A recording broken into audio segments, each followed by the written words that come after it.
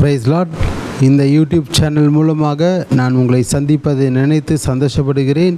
இயேசு கிறிஸ்துவின் நாமத்தினாலே என் அன்பின் வாழ்த்துக்களை உங்களுக்கு நான் தெரிவித்துக் கொள்கிறேன். ஹல்லேலூயா. இன்றைக்கு நாம் தியானிக்கிற தேவனுடைய வார்த்தை என்னவென்றால், சங்கீதம் 105வது அதிகாரம் 19ஆம் வசனம். கர்த்தர் சொன்ன வார்த்தை நிறைவேறும் அளவும் அவருடைய வசனம் அவனை புடமிட்டது. ஹல்லேலூயா. இந்த சங்கீத புஸ்தகத்தில், இந்த அதிகாரத்தில், இந்த வசனத்தில் யாரை குறிப்பிட்டு எழுதியிருக்கிறது என்றால், யோசேப்பை குறித்து எழுதியிருக்கிறது. ஹல்லேலூயா. யோசேப்புக்கு ஆண்டவர் சொன்ன வார்த்தை நிறைவேறுகிற வரைக்கும், ஆண்டவர் அவருக்கு என்ன திட்டங்கள் வைத்திருந்தாரோ அது நிறைவேறுகிற வரைக்கும் கர்த்தருடைய வசனம் யோசேப்பை புடமிட்டது. ஹல்லேலூயா. இன்றைக்கும் ஆண்டவர் உங்களை குறித்து பல திட்டங்களை வைத்திருக்கிறார். உங்களை குறித்து அவர் பல காரியங்களை செய்ய தீர்மானம் செய்து வைத்திருக்கிறார். அதை நிறைவேற்றுகிறதுக்கு ஆண்டவர் என்ன செய்வாராம், சில நேரத்தில் சில புடமிடுதல் பாதையில் நடத்துவார். அவருடைய வசனம், கர்த்தருடைய வசனம் எப்படி யோசேப்பை புடமிட்டதோ அதுபோல் உங்களை புடமிட்டு உங்களை குறித்து வைத்திருக்கிற தேவ நோக்கத்தையும் தேவ திட்டத்தையும் ஆண்டவர் நிறைவேற்றுவார். ஹல்லேலூயா. பாருங்கள், புடமிடுதல் என்றால் என்ன என்பதை நாம் அறிந்து கொள்ள வேண்டும்.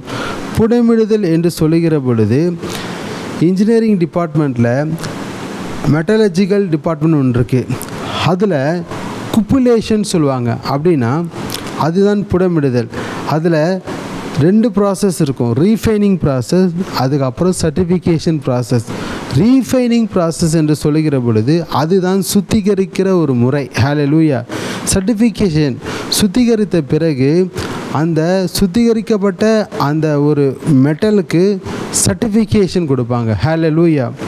எப்படி என்றால், அந்த குப்புலேஷன் ப்ராசஸில் முதல்ல ரீஃபைனிங் ப்ராசஸ் இருக்குது. அந்த ரீஃபைனிங் ப்ராசஸில் என்ன பண்ணுவாங்கன்னா, சில மெட்டல் எடுப்பாங்க. அது ஏதோ ஒரு மெட்டல், சில்வர் அல்லது பிரான்ஸ், கோல்டு, ஏதோ ஒரு மெட்டல். சில நேரத்தில் அதில் நான்ஃபெரஸ் மெட்டலை யூஸ் பண்ணுவாங்க.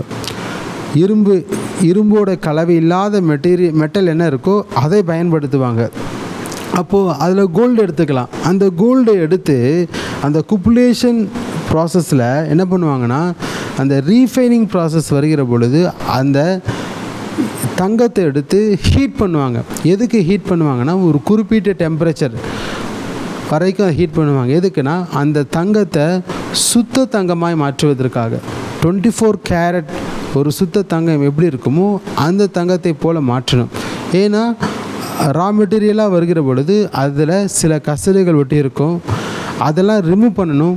அதை ரிமூவ் பண்ணுறதுக்கு தான் இந்த சுத்திகரிப்பின் செயல்முறை பயன்படுத்தப்படுகிறது, ரீஃபைனிங் ப்ராசஸ்.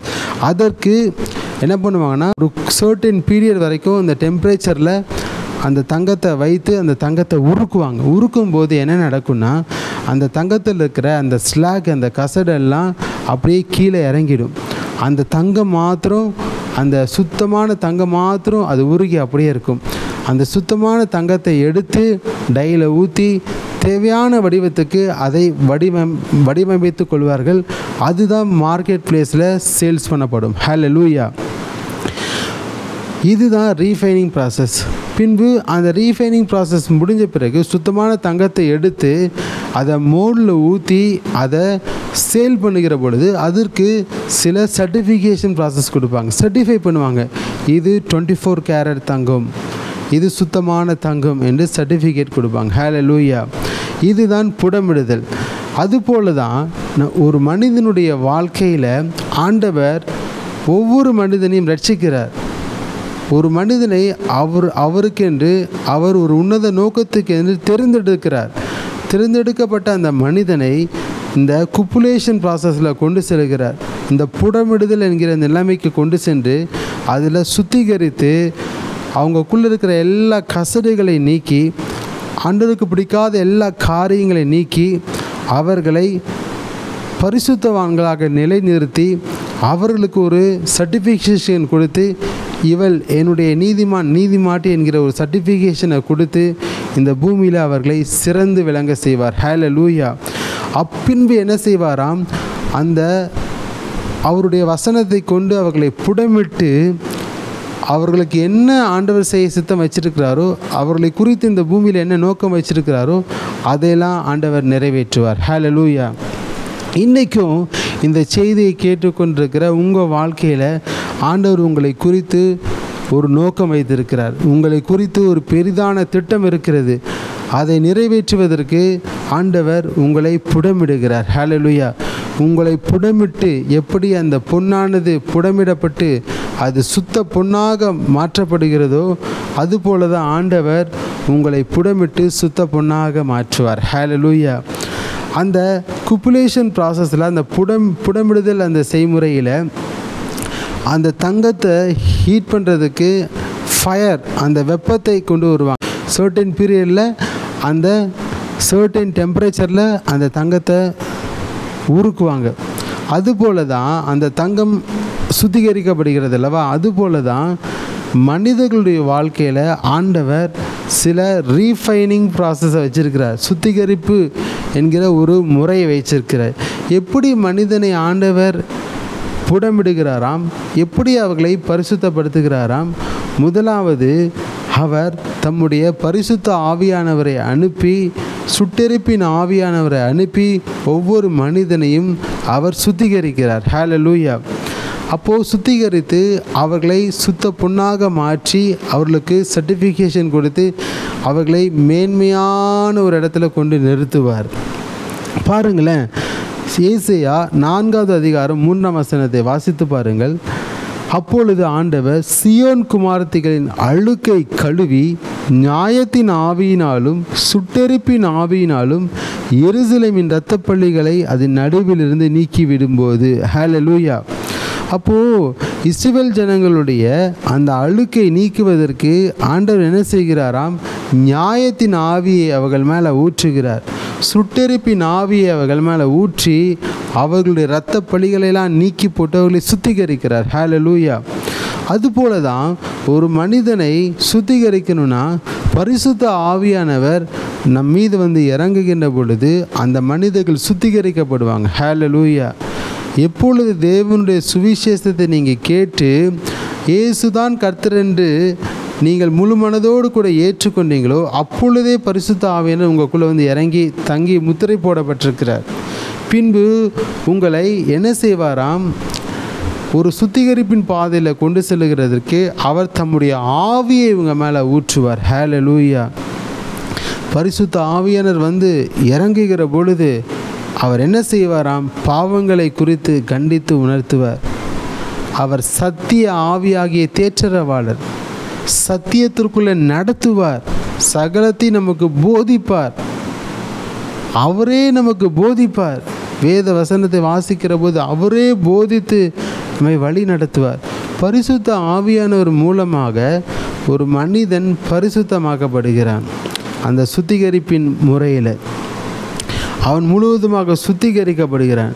ரெண்டாவது, ஒரு மனிதன் எப்படி அவன் சுத்திகரிக்கப்படுகிறானாம்? தேவனுடைய வார்த்தையினால். சங்கீதம் 105:19 வசனத்தில் கர்த்தர் சொன்ன வார்த்தை நிறைவேறும் அளவும் அவருடைய வசனம் அவனை புடமிட்டது. கர்த்தருடைய வசனம் யோசேப்பை புடமிட்டது. ஹல்லேலூயா. ஒரு மனிதன் அந்த ரீஃபைனிங் ப்ராசஸ்களை கொண்டு செல்லப்பட்டு பின்பு அவனை குறித்து ஆண்டவர் சர்டிஃபிகேட் கொடுக்கணுன்னா அந்த மனிதனை ஆண்டவர் என்ன செய்வாராம்? அவருடைய வசனத்தின் மூலமாக அந்த மனிதனை சுத்திகரிக்கிறார். ஹல்லேலூயா. தேவனுடைய வார்த்தை தான் ஒரு மனிதனை சுத்திகரிக்க முடியும். எப்படி நம்ம கண்ணாடிக்கு முன்பாக நின்று நம்முடைய முகத்தை கண்ணாடியில் பார்க்குற பொழுது நம்மளுடைய முகம் எப்படி இருக்குது, தெளிவாக இருக்குதா இல்லை சோகமாக இருக்கிறதா என்பதை அது அடையாளப்படுத்தி காட்டிவிடும். அதுபோல தான் வேத வசனத்தை நாம் தியானிக்கின்ற பொழுது, அதாவது படித்து தியானிக்கின்ற பொழுது வேத வசனம் நம்முடைய குணாதிசயம் எப்படிப்பட்ட குணாதிசயம், நம்மளுடைய நிலைமை எப்படிப்பட்ட நிலைமையில் இருக்கிறோம், ஆவிக்குரிய வாழ்க்கையில் எந்த அளவுக்கு நாம் முன்னேறி இருக்கிறோம் என்பதை வசனம் நமக்கு வகையறுத்து அது தெளிவுபடுத்தி காண்பித்துவிடும். ஹல்லேலூயா. அதுதான் வசனத்தை நாம் வாசிக்கிறோம். எபிரேயர் 4வது அதிகாரம் 12ஆம் வசனத்தில் தேவனுடைய வார்த்தையானது ஜீவனும் வல்லமையும் உள்ளதாயும் இருபுறமும் கருக்குள்ள எந்த பட்டயத்திலும் கருக்கானதாயும் ஆத்துமாவையும் ஆவியையும் கணுக்களையும் ஊனையும் பிரிக்கத்தக்கதாக உருவ குத்துகிறதாயும் இருதயத்தின் நினைவுகளையும் யோசனைகளையும் வகையறுக்கிறதாயும் இருக்கிறது. ஹல்லேலூயா. மனுஷனுடைய நினைவுகள் பொல்லாத நினைவுகள்.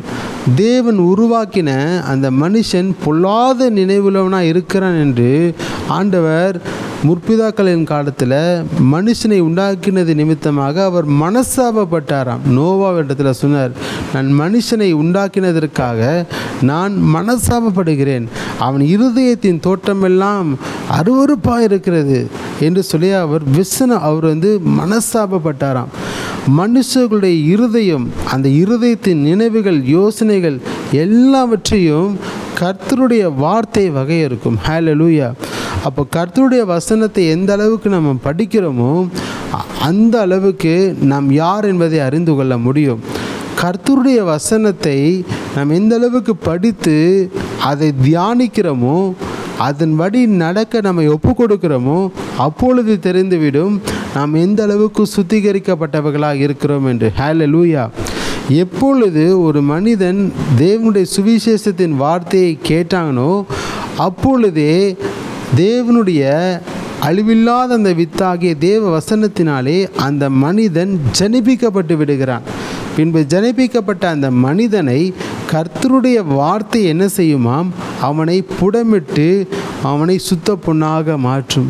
பின்பு புடமிட்டு சுத்த பொன்னாக மாற்றின பிறகு ஆண்டவர் சொல்லுவார், இவன் என்னுடைய நீதிமான், இவள் என்னுடைய நீதிமாட்டி, இவர்களில் நான் பிரியமாக இருக்கிறேன், என்னுடைய சித்தத்தை எல்லாம் செய்கிறார்கள் என்று சொல்லி ஆண்டவரே சாட்சி கொடுப்பார். ஹல்லேலூயா.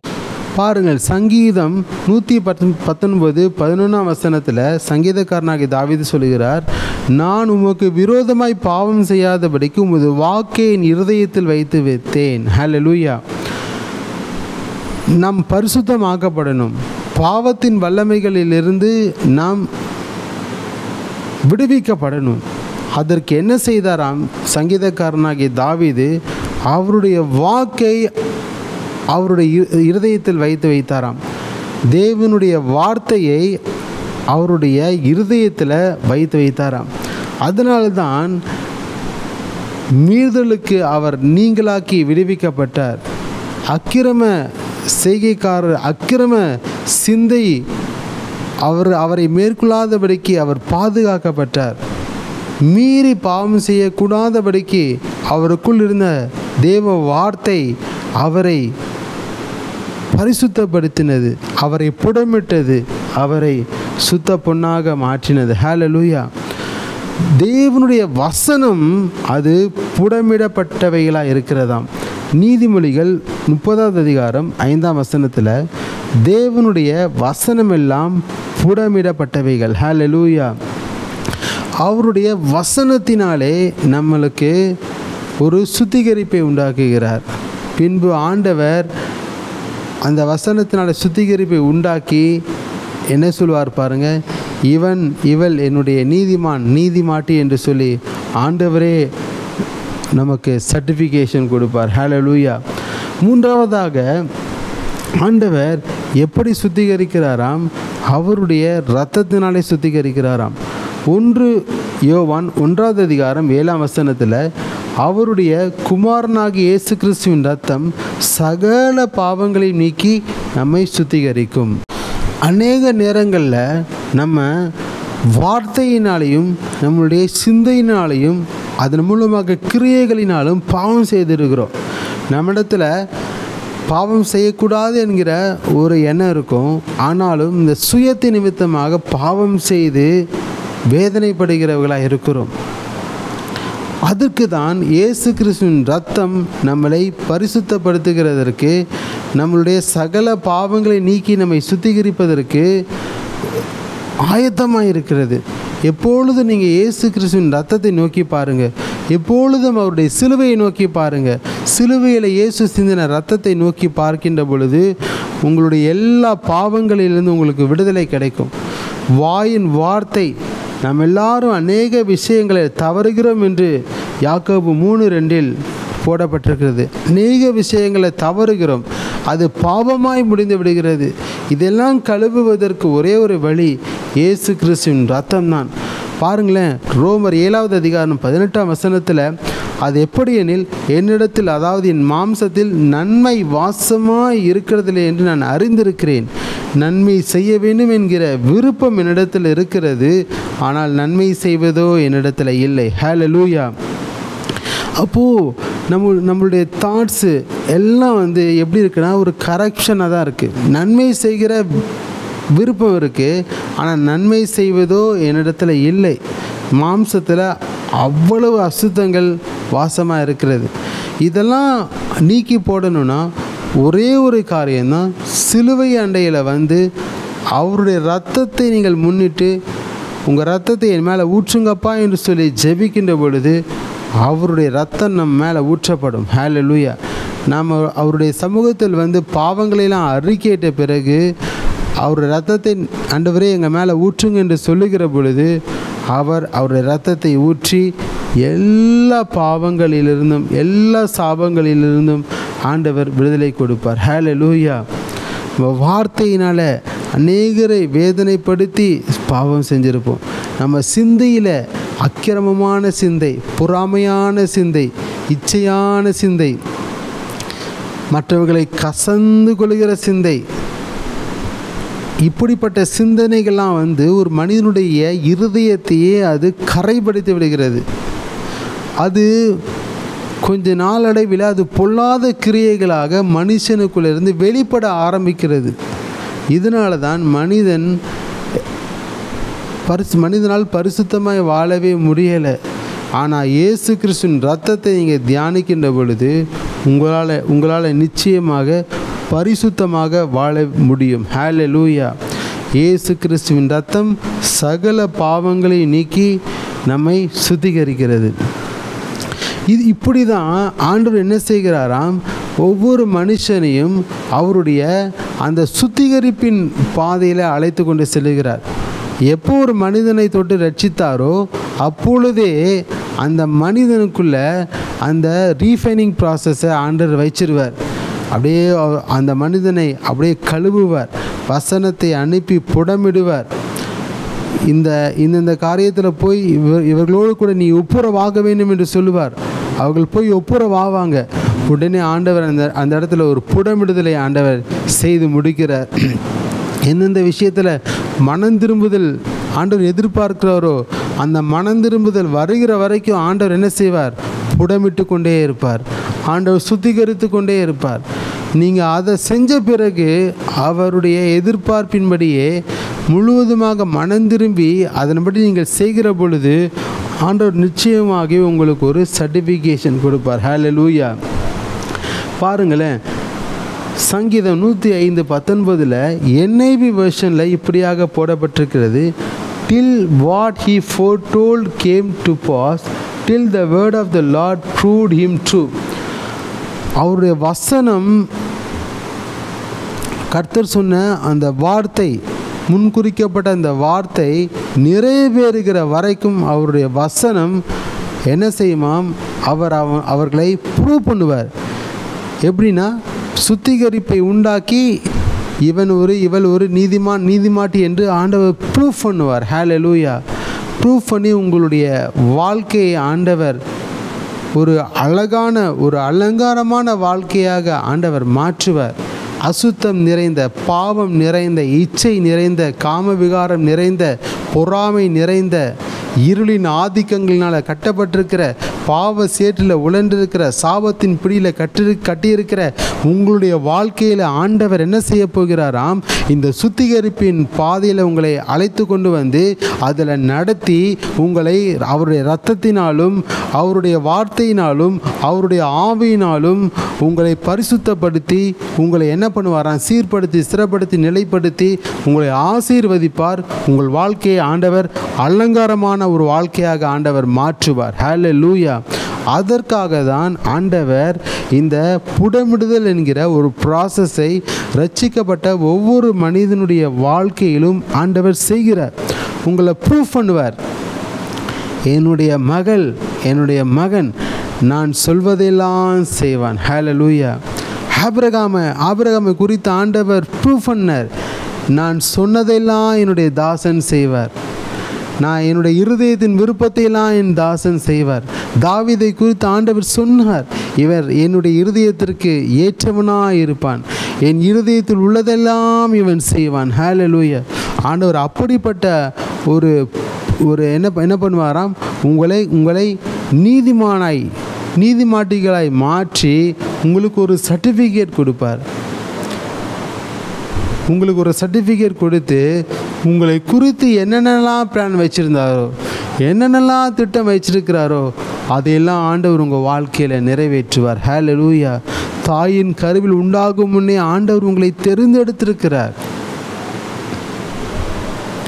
ஆண்டவர் ஏன் இந்த புடமிடுகிற இந்த பாதையில் உங்களை அழைத்து கொண்டு செல்ல வேண்டும்?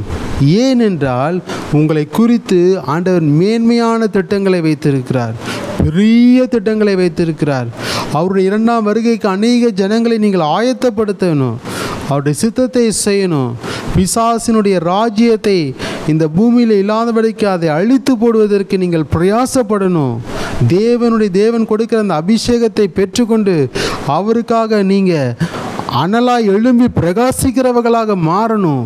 இந்த பூமியில் இருக்கிற பிசாசனுடைய ராஜ்யத்தின் ஆளுகைகளை நீங்கள் அதை முற்றிலுமாக அகற்றி போட்டு தேவனுடைய ராஜ்யத்தை இந்த பூமியில் கொண்டு வருவதற்கு நீங்கள் பிரயாசப்படுகிறவர்களாக, ஓடுகிறவர்களாக, உழைக்கிறவர்களாக நீங்கள் மாற வேண்டியதுதான் ஆண்டவர் உங்களை குறித்து அந்த நோக்கத்தை வைத்திருக்கிறார். ஹல்லேலூயா. நீங்கள் ஏனோ தானோன்னு இந்த பூமியில் நீங்கள் பிறக்கலை, ஏதோ அம்மா வைத்து பிறந்து நான் வந்துட்டேன் நீங்கள் சொல்லாதீங்க. உங்களுடைய பிறப்பிற்கு ஒரு நோக்கம் இருக்கிறது. இந்த பூமியில் நீங்கள் இப்பொழுது உயிரோடு கூட நீங்கள் வாழ்ந்து கொண்டிருப்பதற்கு ஒரு நோக்கம் இருக்கிறது. ஹல்லேலூயா. அன்றியும் அவருடைய தீர்மானத்தின்படி அழைக்கப்பட்டவர்களாகிய அவரிடத்தில் அன்பு கூறுகிறவர்களுக்கு சகலத்தையும் நன்மைக்கு ஏதுவாய் அவர் செய்து முடிக்கிறார் என்று நாம் அறிந்திருக்கிறோம். அந்த ரோமர் 8வது அதிகாரம் 28லேருந்து 30ஆம் வசனம் வரைக்கும் நீங்கள் வாசித்து பாருங்களேன். அன்றியும் அவருடைய தீர்மானத்தின்படி அழைக்கப்பட்டவர்களாய் தேவனிடத்தில் அன்பு கூறுகிறவர்களுக்கு சகலமும் நன்மைக்கு ஏதுவாய் நடக்கிறது அறிந்திருக்கிறோம். அதுக்கப்புறம் சொல்கிறாரு, தம்முடைய குமாரன் அநேக சகோதரருக்குள்ளே முதற் பேரானவராய் இருக்கும் பொருட்டு தேவன் எவர்களை முன்னறிந்தாரோ அவர்களை தமது குமாரனுடைய சாயலுக்கு ஒப்பாயிருப்பதற்கு முன் குறித்திருக்கிறார். அவருடைய திட்டம் உங்கள் வாழ்க்கையில் நிறைவேற்றப்படணும். அதற்காக தான் ஆண்டவர் உங்களை அழைத்திருக்கிறார். அழைப்பில் 2 பகுதி இருக்குது. அழைப்புக்கு முன்பு, அழைப்புக்கு பின்பு. அழைப்புக்கு முன்பு ஆண்டவர் ஃபோர்நோயிங், அதை முன்னறிந்திருக்கிறார். எரேமியாவை ஆண்டவர் முன்னறிந்தார். தாயின் கர்ப்பத்தில் இருக்கும்போதே பெயர் சொல்லி அழைத்தார், பரிசுத்தப்படுத்தினார், ஜாதிகளுக்கு தீர்க்கதரிசி என்று கட்டளையிட்டார். ஹல்லேலூயா. ஆண்டவர் ஜாதிகளுக்கு தீர்க்கதரிசியாய் இருப்பதற்காக எரேமியாவை ஆண்டவர் முன்குறித்திருக்கிறார். அதற்கென்றே எரேமியாவை ஆண்டவர் முன் அறிந்தார். ஹல்லேலூயா. இன்றைக்கு ஆண்டவர் உங்களை எதற்கென்று அவர் முன் அறிந்திருக்கிறார்? உலக தோற்றத்துக்கு முன்பாக கிறிஸ்துவுக்குள் உங்களை தெரிந்தெடுத்திருக்கிறார். அவர் நீங்கள் தாயின் கருவில் உருவாவதற்கு முன்பாக உங்களை முன் அறிந்திருக்கிறார். உங்களை குறித்து உண்டான நோக்கங்களை அவர் வைத்திருக்கிறார். அதை செய்து முடிப்பதற்கு அவர் உங்களை முன்குறித்திருக்கிறார். இந்த பூமியில் பிரத்யேகமாக ஒரு மனிதனை அழைப்பதற்கு முன்பாக அவர் உங்களை முன் அறிந்திருக்கிறார். எதற்குனா பரிசுத்தமாக்கப்படுவதற்கு. ஹல்லேலூயா.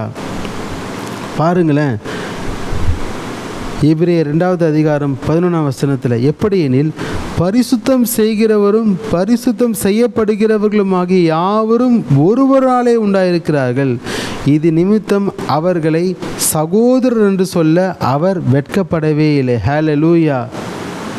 அப்போது பரிசுத்தம் செய்கிறவரும் பரிசுத்தம் செய்யப்படுகிறவர்களும், பரிசுத்தம் செய்கிறவர் ஜீசஸ் கிரைஸ்ட், பரிசுத்தம் செய்யப்படுகிறவர்கள் நாம்.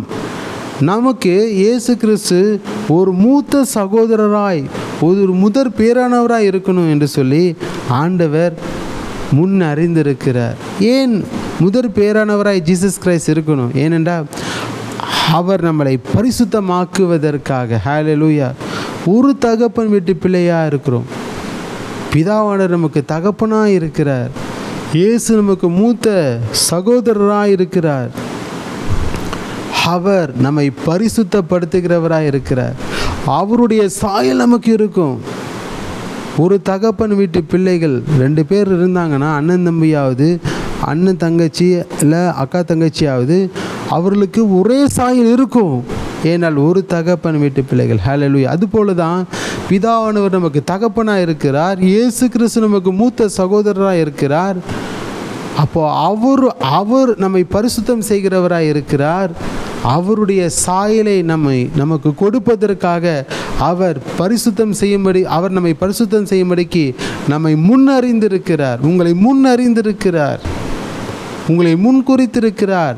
அவருடைய சாயலுக்கு நீங்கள், குமாரனுடைய சாயலை நீங்கள் பெற்றுக்கொள்வதற்கு அவர் உங்களை முன்குறித்திருக்கிறார். ஹல்லேலூயா.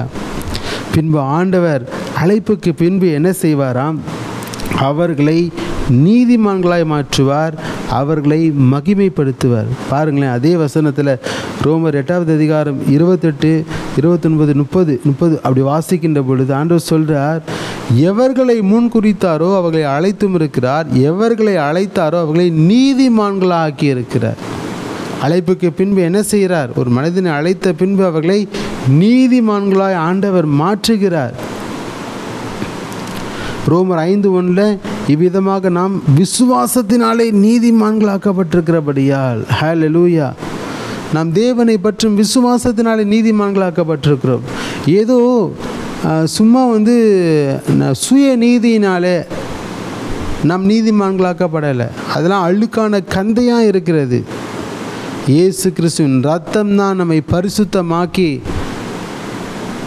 இயேசுவின் ரத்தம் நம்மளை பரிசுத்தமாக்குகிறது என்று இயேசுவை நாம் விசுவாசிக்கிறோமே, அது நிமித்தமாக தான் நீதிமான்களாய் மாற்றப்படுகிறோம்.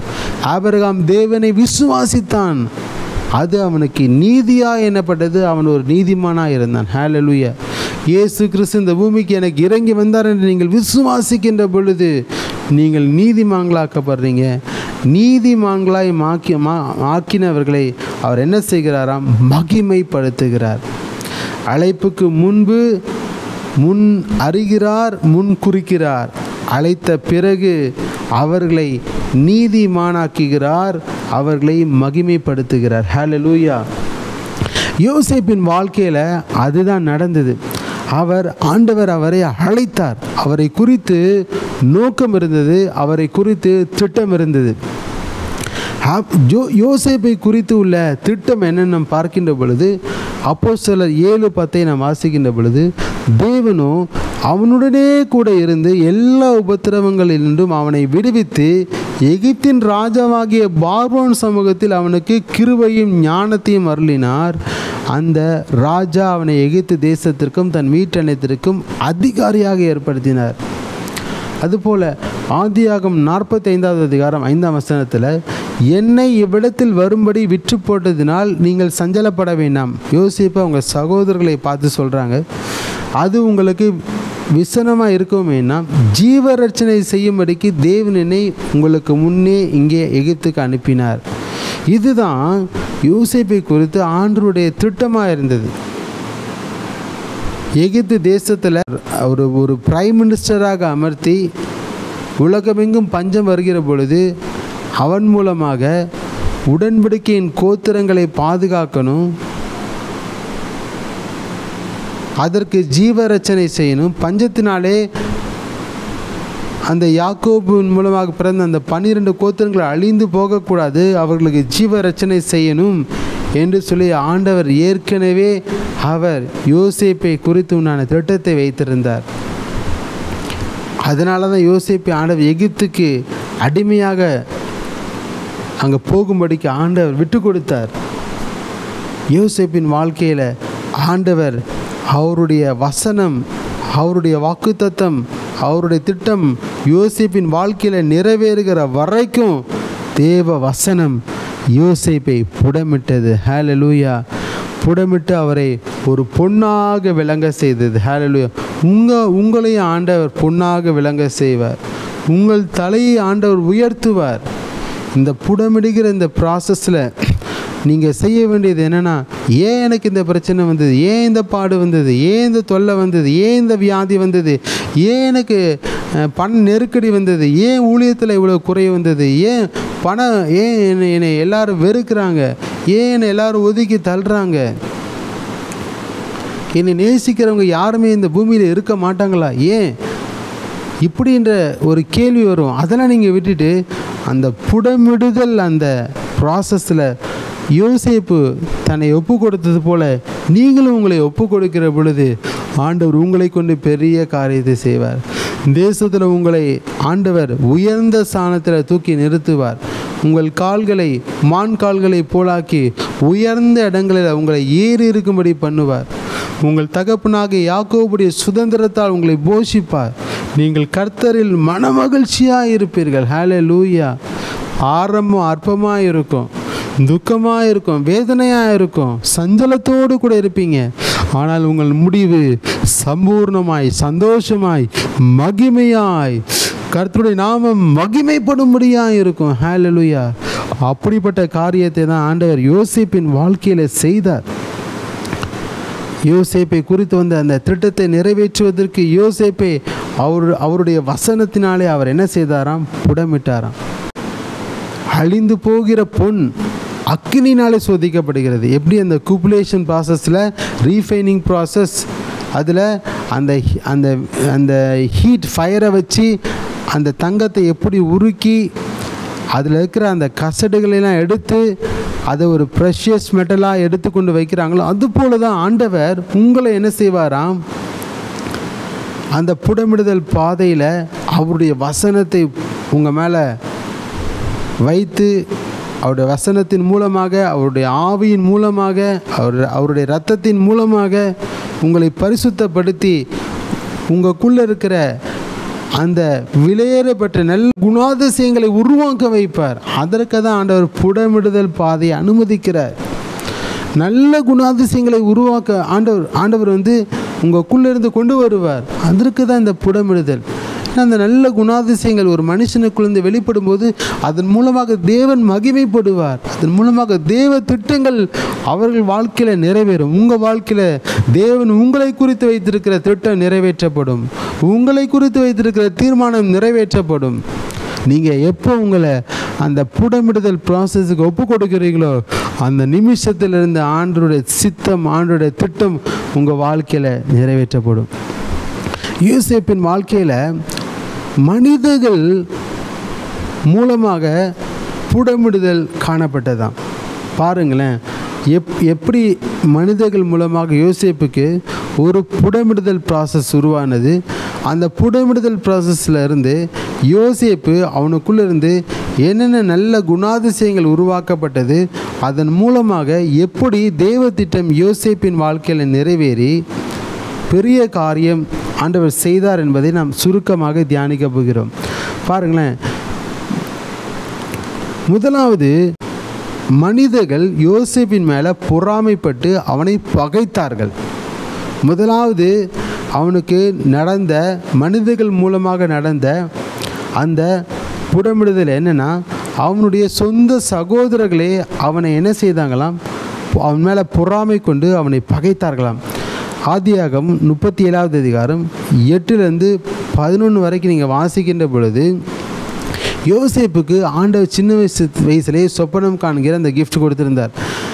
யோசேப்பு சொப்பனத்தில் என்ன பார்க்குறாருன்னா, அவருடைய அரிக்கட்டுகளை சுற்றிலும் அவங்களுடைய சகோதரர்களுடைய அரிக்கட்டுகள் அவரை வணங்கி நின்றதான். இதை சொன்ன உடனே அவங்க சகோதரர்கள் யோசேப்பு மேலே ரொம்ப காண்டாயிட்டாங்க. நீ எங்களை துரைத்தனம் பண்ணுவாயோ, நீ எங்களுக்கு அதிகாரியாக இருப்பாயோ அப்படின்னு சொல்லிட்டு யோசேப்பை திட்ட ஆரம்பிச்சிட்டாங்க. யோசேப்பை வெறுக்க ஆரம்பிச்சிட்டாங்க. ஆண்டவர் கொடுத்த ஒரு சொப்பனத்தை சொன்னார், யோசேப்பை அவங்க வெறுக்க ஆரம்பிச்சிட்டாங்க. திரும்பவும் ஆண்டவர் இன்னொரு சொப்பனத்தை அவருக்கு காண்பித்ததை திரும்பவும் அவங்க சகோதரர்கள் மத்தியில் அவங்க அப்பாவுடைய முன்னிலையில் சொல்கிறார். என்ன சொல்கிறாருன்னா, சூரியனும் சந்திரனும் நட்சத்திரங்களும் 11 நட்சத்திரங்களும் என்னை வணங்குகிறது, இப்படிப்பட்ட ஒரு சொப்பனத்தை நான் பார்க்குறேன்னு சொன்னார். உடனே இன்னும் அவங்க சகோதரர்கள் என்ன பண்ணாங்கன்னா பொறாமப்பட ஆரம்பிச்சிட்டாங்க. யோசேப்பை வெறுத்து, யோசேப்பு மேலே பொறாமைப்பட்டு யோசேப்பை வெறுத்தாங்க. இந்த பாதையில் தான் யோசேப்பு கடந்து சென்றார். இந்த சூழ்நிலையில் யோசேப்பு என்ன செய்தார்? அவங்கக்கிட்ட சண்டையாக போட்டார்? இல்லை, இந்த புடமிடுதல் பாதையில் என்னை அர்ப்பணிக்கிறேன் அப்படின்னு சொல்லிட்டு அமைதியாக இந்த புடமிடுதல் பாதையில் தன்னை அர்ப்பணித்து கொண்டே இருந்தார். ரெண்டாவது, யோசேப்பின் வாழ்க்கையில் மனிதர்கள் மூலமாக வந்த புடமிடுதல் என்னென்னா, அவர் மேலே தவறான குற்றம் சாட்டினாங்க. தவறான குற்றச்சாட்டை யோசேப்பின் மேலே கொண்டு வந்தாங்க. ஆதியாகமம் 39வது அதிகாரம் 10-20 வரை நீங்கள் வாசிக்கின்ற பொழுது, ஆண்டவர் யோசேப்பை எகிப்துக்கு கொண்டு வந்துட்டார். எகிப்தில் போத்திபார் வீட்டில் யோசேப்பு வேலை செய்கிறார். அங்கு யோசேப்பின் நிமித்தமாக அந்த போத்திபார் வீட்டை ஆண்டவர் ஆசீர்வதிக்கிறார். அநேக நன்மைகளை ஆண்டவர் செய்திருக்கிறார். ஆனால் அந்த போத்திபாருடைய மனைவி யோசேப்பின் மேலே வன்மம் வைத்து இச்சையோடு தன்னோடு கூட இணையும்படி அவள் கேட்டுக்கொண்டதுனால யோசேப்புக்கு அதற்கு இணங்காமல், தன் பரிசுத்தத்தை நான் பாதுகாத்து கொள்ளணும், எஜமான் எனக்கு தங்க வீடு கொடுத்தார், நான் என் எஜமானுக்கு உண்மையுள்ளவனாக இருக்கணும், என் தேவனுக்கு விரோதமாக நான் பாவம் செய்யக்கூடாது என்று சொல்லி தன் வஸ்திரத்தை விட்டுட்டு அந்த போத்திபார் மனைவி விட்டு ஓடி வந்துட்டான். உடனே போத்திபாருடைய மனைவி என்ன செய்தாங்கன்னா, யோசேப்பு அவளுக்கு இணங்காததுனால யோசேப்பின் மேலே தவறான சொல்லை கொண்டு வந்து யோசேப்பை சிறைச்சாலையில் அடைப்பதற்கு அவள் ஒரு காரணமாக அமைந்து விட்டாள். எந்த பாவமும் செய்யலை, உண்மையாக தான் யோசேப்பு இருந்தான். மனதளவில் தன்னுடைய எஜமானுக்கு தீங்கு நினைக்காத ஒரு கள்ளம் கபடமில்லாத ஒரு பாத்திரம். அப்படிப்பட்ட கள்ளம் கபடமில்லாத தேவனுக்கு ஏற்ற உகந்த ஒரு பாத்திரத்தை அந்த போத்திபார் மனைவி தவறான குற்றச்சாட்டினால குற்றஞ்சாட்டி சிறைச்சாலையில் அடைத்தாங்க.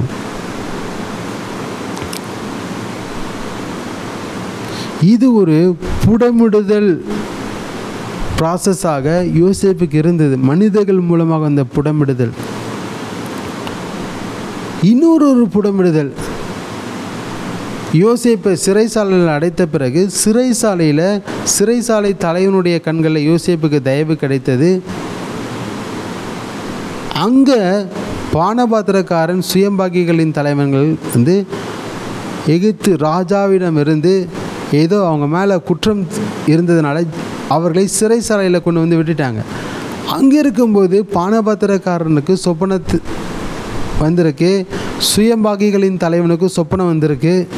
2 பேர் கண்ட சொப்பனத்துக்கும் ஜோசப் வந்து பதில் சொல்லுகிறார். ஜோசப் பானபாத்திரக்காரனை பார்த்து சொல்லுகிறார். ஆதியாகமம் 40 அதிகாரம் 14 15 வரைக்கும் 23ஆம் வசனம். இதை நான் வாசிக்கின்ற பொழுது சொல்கிறார், நீ வாழ்வடைந்திருக்கும் போது என்னை நினைத்துக்கொள். உன் சொப்பனத்துக்கு நான் அர்த்தம் சொன்னேன். நீ வாழ்வடைந்திருக்கும் போது என்னை நினைத்துக்கொள். எகிப்து ராஜா கிட்ட சொல்லி என்னை பற்றி நல்ல விசேஷமாக சொல்லி எப்படியாவது சிறைச்சாலையிலிருந்து என்னை அழைத்து கொண்டு போய்விடு என்று சொல்லி அவனை நம்பி ஒரு ரெக்வெஸ்ட் பண்ணுறான். ஆனால் அந்த பானபாத்திரக்காரனுக்கு யோசேப்பு சொன்ன அந்த வார்த்தையின்படி அவன் வாழ்க்கையில் நடந்தது. மீண்டும் அந்த பானபாத்திரக்காரனுக்கு பார்வோனின் அரண்மனையில் பார்வோனுக்கு பானம் கொடுக்கிற அந்த வேலை மீண்டும் கிடைத்தது. ஆனால் யோசேப்பு சொன்னதை அவன் மறந்தே போனான். மனிதர்கள் மேலே இருந்த அந்த நம்பிக்கை அற்றுப்போன ஒரு நிலைமை, அது அவருக்கு ஒரு புடமிடுதல் ப்ராசஸாக இருந்தது. இந்த எல்லா சூழ்நிலைகளிலும் யோசேப்பு அவங்கள்ட்ட போயிட்டு வாதாடினானா? இல்லவே இல்லை. நான் நல்லவன், என் மேலே நீங்கள் வீண் பழி சொல்கிறீங்க, நான் விட மாட்டேன், வாதாடவே இல்லை.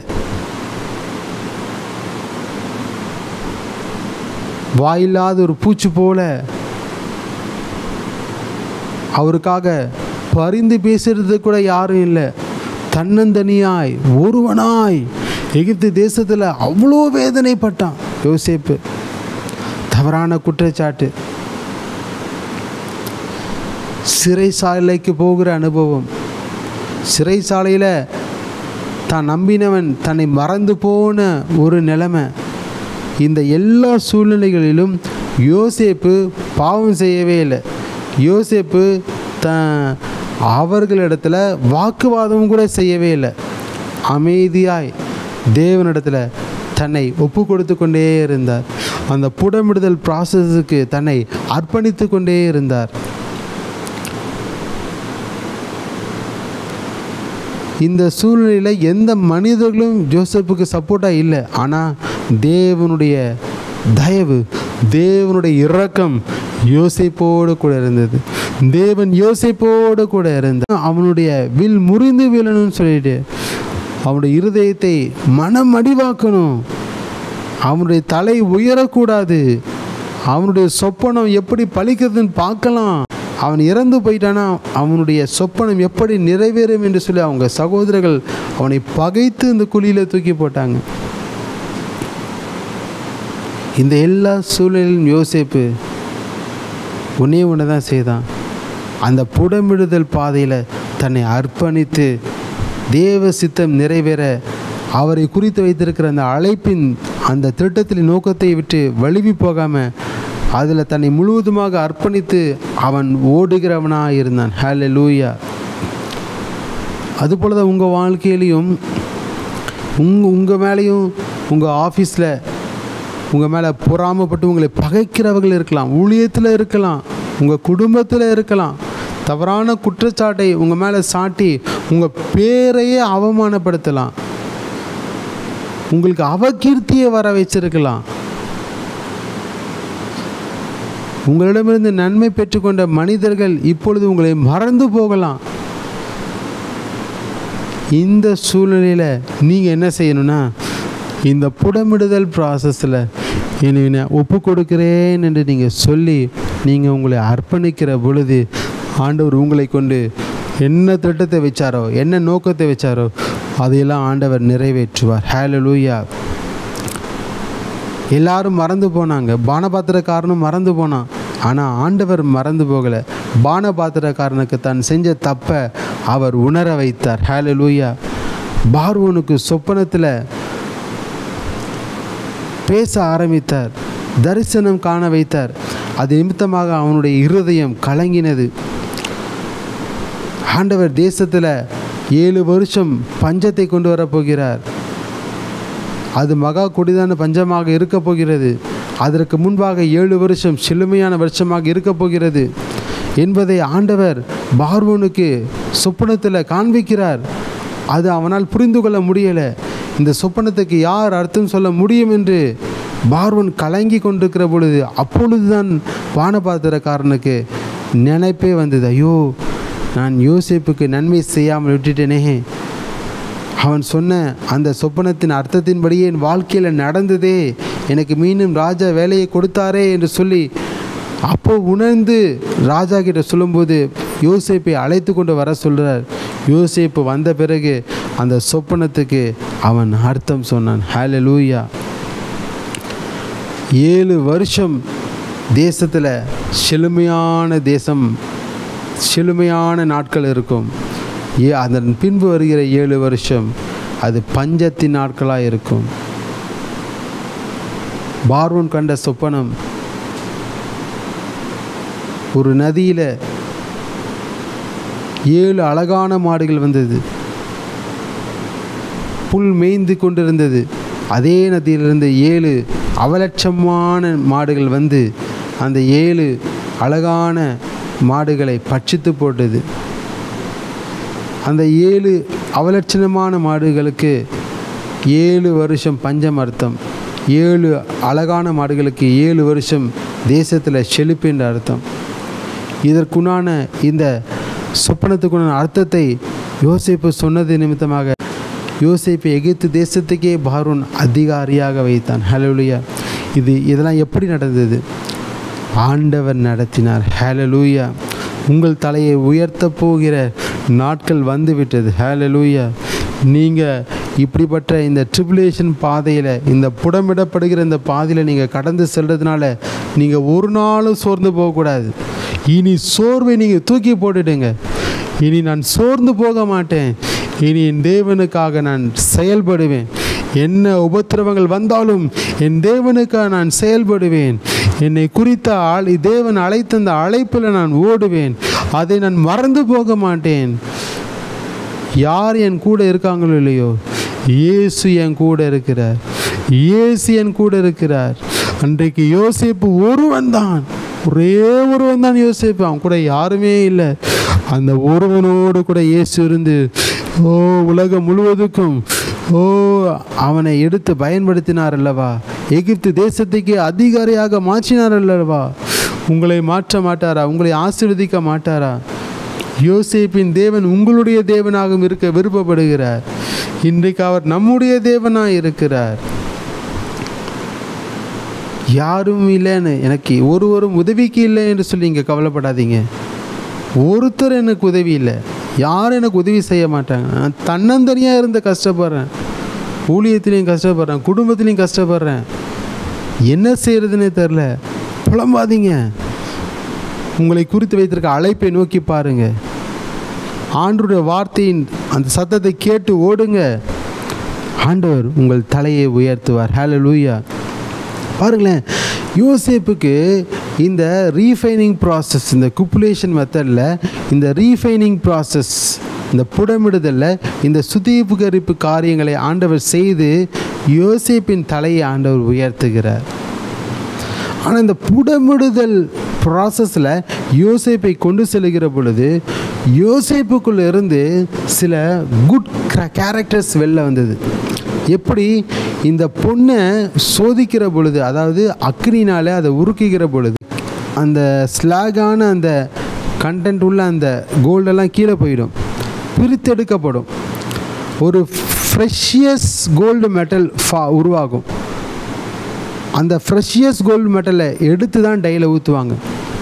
அதுபோல் தான் ஒரு மனிதனுடைய வாழ்க்கையில் புடமிடுதல் அந்த பாதையில் செல்கிற பொழுது அந்த மனிதனுக்குள்ளே இருக்கிற அசுத்தமான காரியங்கள்லாம் விலகி போய், கர்த்தருக்கு பிடிக்காத காரியங்கள்லாம் விலகி போய், கர்த்தருடைய குணாதிசயங்கள் அந்த மனிதனுக்குள்ளே உருவாகி, அது ஒரு விலையேற பெற்ற அந்த குணாதிசயங்கள் உருவாகி, அதன் மூலமாக கர்த்தருடைய நாமம் மகிமைப்படும். ஹல்லேலூயா.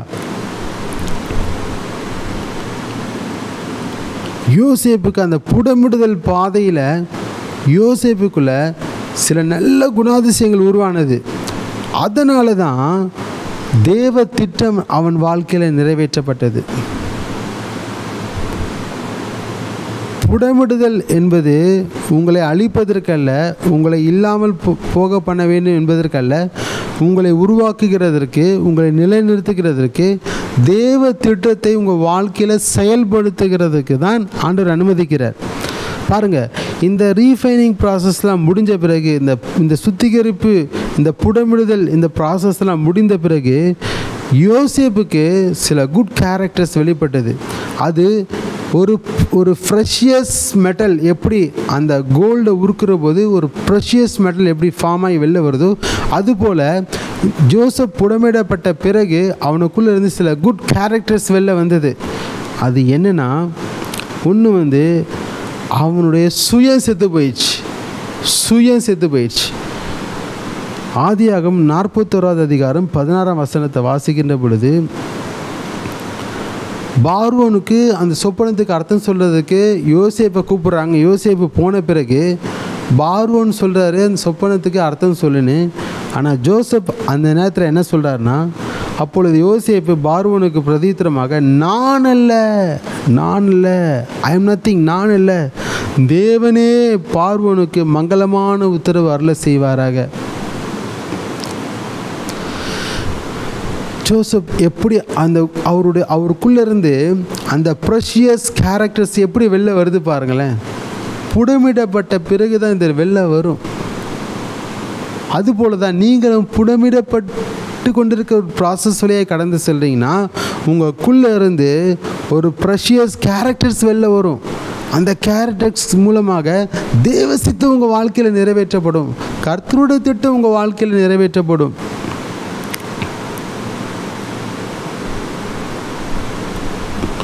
அடுத்தது பாருங்க, ஜோசப்புடைய அந்த ரீஃபைனிங் ப்ராசஸ் முடிஞ்ச பிறகு, புடமிடப்படுதல் ப்ராசஸ் முடிஞ்ச பிறகு அவருக்குள்ளே இருந்து ரிவெஞ்ச் எடுக்கிற எண்ணமே வரல. அவருக்குள்ளே இருந்து என்ன உருவாச்சுன்னா, பழிக்கு பழி வாங்குகிற எண்ணமே வரல. அதுக்கு பதிலாக தன்னுடைய சகோதரர்களுக்கு ஆறுதல் செய்கிறார்.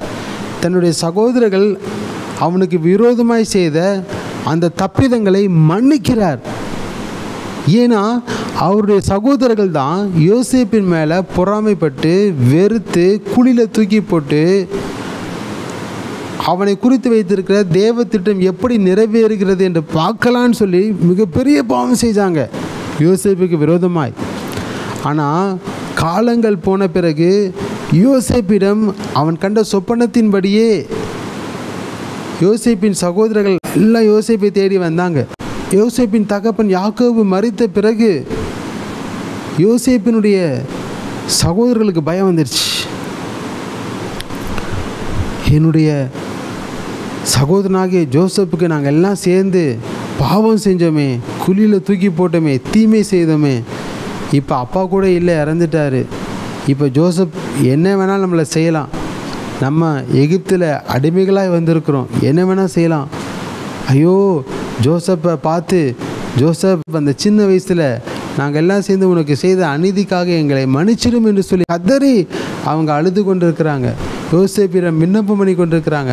நாங்கள் எல்லாரும் உனக்கு அடிமைகளாக இருக்கிறோம் என்று சொல்லி யோசேப்புக்கிட்ட மன்னிப்பு கேட்குறாங்க.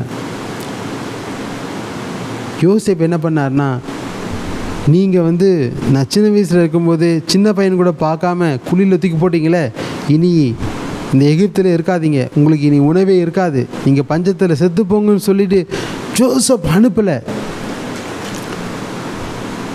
நீங்கள் ஆதியாகமம் 50வது அதிகாரம் 14லேருந்து 21 வரைக்கும் வாசித்து பாருங்களேன், அழகாக போடப்பட்டிருக்கிறது. யோசப் அவர்களுக்கு ஆறுதலாக இருந்தான். அவங்க செய்த எல்லா அநியாயங்களையும் மன்னித்தான். இப்படிப்பட்ட அந்த ப்ரெஷியஸ் கேரக்டர்ஸ் ஜோசப்குள்ளேருந்து வெளியில் வந்தது. இது எப்போ வெளியில் வரும்? எப்போ வெளியில் வரும்? அந்த புடமிடப்படுகிற அந்த பாதையின் வழியாய் கடந்து சென்றால் தான் வெளியில் வரும். இது வெளியில் வர்றதுனால தேவ சித்தத்தை நிறைவேற்றப்படும்.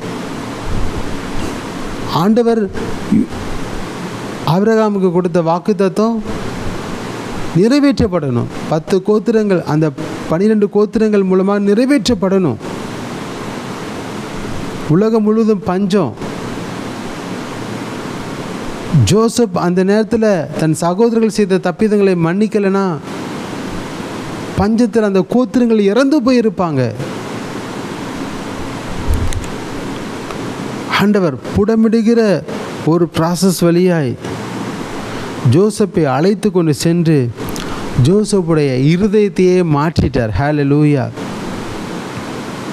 தேவ சித்தம் செய்கிற குணாதிசயங்களை யோசேப்பினுடைய இருதயத்திலிருந்து ஆண்டவர் புறப்பட வைத்தார். அந்த ப்ரெஷியஸ் கேரக்டர்ஸ் ஜோசப் உள்ளத்திலிருந்து ஆண்டவர் வெளியில் வர வைத்தார். பின்பு ஜோசப் அவங்க சகோதரர்களை பார்த்து சொன்னான் பாருங்க.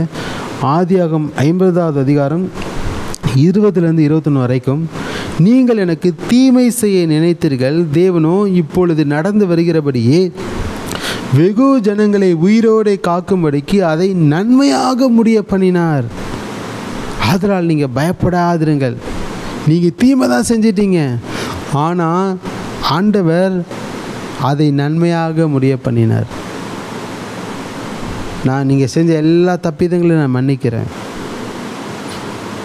அவர் சொல்கிறாரு, நான் உங்களையும் உங்கள் குழந்தைகளையும் பராமரிக்கிறேன், நான் பார்த்துக்கொள்கிறேன், நீங்கள் கவலைப்படாதீங்க என்று சொல்லி யோசேப்பு அவருடைய சகோதரர்களுக்கு ஆறுதல் சொன்னான்.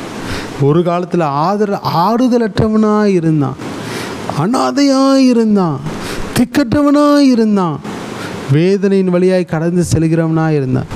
தன் உள்ளத்தில் இருக்கிற அந்த துக்கத்தை, அந்த அங்கலாப்பை யார்கிட்டையும் ஷேர் பண்ண முடியாமல் உள்ளத்திலே போட்டு போட்டு போட்டு வேதனையின் மத்தியில் அவன் வாழ்ந்து கொண்டிருந்தான். அவனுடைய இருதயம் புடமிடப்பட்டு கொண்டே இருந்தது. அவன் புடமிடப்பட்டு கொண்டே இருந்தான். ஆண்டவர் சுத்த பொன்னா யோசேப்பை மாற்றினார். யோசேப்பினுடைய இருதயத்திலிருந்து ப்ரெஷியஸ் கேரக்டர்ஸ் வெளியில் வந்தது. அதன் மூலமாக தேவ சித்தத்தை தேவன் அவனை கொண்டு செய்ய வைத்தார். ஹல்லேலூயா. இன்றைக்கி நீங்களும் பாருங்களேன், உங்கள் வாழ்க்கையில் நான் புடமிடப்படுகிற நிலைமையில் இருக்கிறேன். காரணமே இல்லாமல் என்னை பகைக்கிறாங்க. நான் ஒரு தப்பும் செய்யலை, என் மேலே குற்றம் சாட்டி என்னை வேதனைப்படுத்துகிறாங்க. என் மேலே பொறாமப்பட்டு என்னை தள்ளி வச்சிட்டாங்க. நான் முன்னேறுவதுக்கு உண்டான சாத்தியமே இல்லாமல் இருக்கிறது. எனக்கு குழந்தை இல்லைன்னு சொல்லிட்டு என்னை தள்ளி வச்சிட்டாங்க. வேலை இல்லைன்னு சொல்லி தள்ளி வச்சிட்டாங்க. உயர்வு கனம் இல்லைன்னு சொல்லி என்னை தள்ளி வச்சிட்டாங்க. நீ யார்கிட்டையும் ஷேர் பண்ண முடியல. ஷேர் பண்ணுறதுக்கு ஆளே இல்லை. இந்த பூமியில் எனக்கு எந்த மனிதர்களும் நண்பர்கள் இல்லவே இல்லை என்று சொல்லிட்டு இருக்கீங்களா? ஆண்டவர் உங்களுக்காக இருக்கிறார்.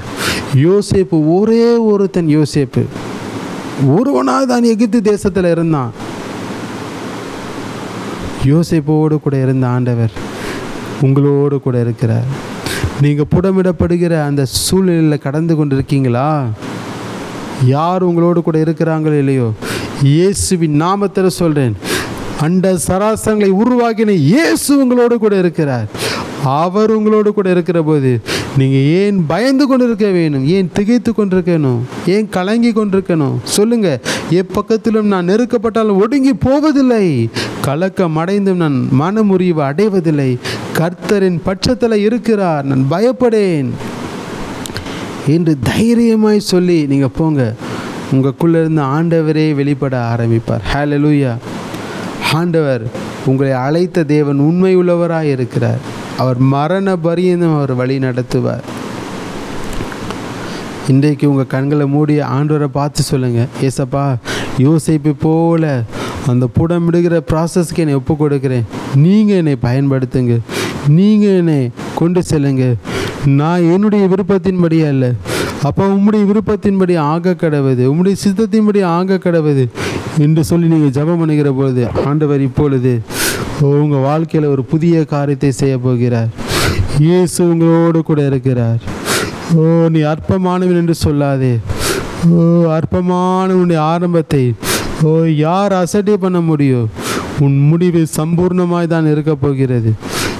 உன் முடிவு சம்பூர்ணமாக இருக்க போகிறது. கர்த்தர் உன்னை குறித்து வைத்திருக்கிற நோக்கங்கள் பெரியது. கர்த்தர் உன்னை குறித்து வைத்திருக்கிற திட்டங்கள் பெரியது. எல்லா கண்களுக்கு முன்பாக ஆண்டவர் உன்னை மேன்மைப்படுத்த போகிறார். ஹல்லேலூயா. அவர் உண்டு பண்ணின எல்லா ஜாதிகளிலும் கர்த்தர் உன்னை கீர்த்தியாகவும் புகழ்ச்சியாக வைக்கிறார். உன் தலையை ஆண்டவர் உயர்த்தி கொண்டிருக்கிறார். ஹல்லேலூயா. ஆண்டவரே, இப்பொழுது ஆண்டவரே, உம்முடைய வார்த்தையின்படியே இவர்கள் தங்கள் இருதயத்தை ஒப்பு கொடுத்திருக்கிறார்கள் அல்லவா? இவர்கள் வாழ்க்கையில் ஒரு புதிய காரியத்தை இப்பொழுது நீர் செய்ய வேண்டும் என்று இயேசு கிறிஸ்துவின் நாமத்தினாலே இப்பொழுது நான் ஜெபிக்கிறேன் அப்பா. எல்லா கட்டுகள் அறுக்கப்பட்டு போகட்டும் அப்பா. எல்லா திகில் பயங்கள் இருளின் ஆதிக்கங்கள் விலகி ஓடட்டும் அப்பா. உம்முடைய சித்தம் இவர்கள் வாழ்க்கையில் நிறைவேற்றப்படட்டும் அப்பா. உம்முடைய தீர்மானம் இவர்கள் வாழ்க்கையில் நிறைவேற்றப்படட்டும். கர்த்தர் பெரிய காரியத்தை செய்யுங்கப்பா. உம்முடைய தீர்மானத்தின்படியே நீர் அழைத்திருக்கிறீரப்பா. இவர்களே நீரே ஆண்டவரே இவர்களை நீதிமங்களாய் மாற்றிருக்கிறீர். நீரே மகிமைப்படுத்தியிருக்கிறீர். கர்த்தர் பெரிய காரியங்களை செய்கிறதுக்காக ஸ்தோத்திரம். உங்கள் ஆசீர்வாதம் பிள்ளைகள் மீது இறங்கி வரட்டும் அப்பா. இயேசு கிறிஸ்துவின் நாமத்தில் ஜெபிக்கிறேன் எங்கள் நல்ல பிதாவே. ஆமென். Praise the Lord. God bless you.